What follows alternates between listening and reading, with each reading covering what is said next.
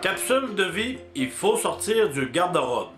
Ça ne m'est pas arrivé à moi, mais c'est arrivé à un ami qu'on va appeler Martin, parce que c'est son nom, quand il était à l'université de Moncton.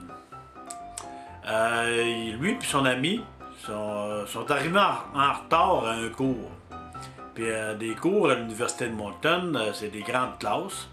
Ça fait qu'avec plusieurs étudiants, comme 60-70 étudiants, ça fait que le cours faisait à peu près 10-15 minutes qu'il était commencé, puis les autres ils arrivent, puis là ils cognent à la porte, puis là ils rentrent, puis là le professeur il arrête, il regarde, puis il fait une pause, puis il regarde passer, puis les autres sont là, puis ils s'en vont vers le fond de la salle où il y a des places pour s'asseoir, là, excusez, là ça prend un gros 5 minutes à se rendre jusqu'à 2 places, puis là il s'assoit, là le professeur continue son cours. Fait là, Martin et son ami, ils se regardent et disent c'est-tu le bon cours? Mais il s'était trompé de classe. Ça fait là, c'était des cours qui duraient 1 heure. Ça fait qu'il dit bon, il faut qu'on sorte. Ça fait que là, ils se lèvent tous les deux, excusez. Là, tout le monde le regardait de travers, puis ouais. Puis ils arrivent vers la sortie d'Atlas, mais ils se trompent de porte.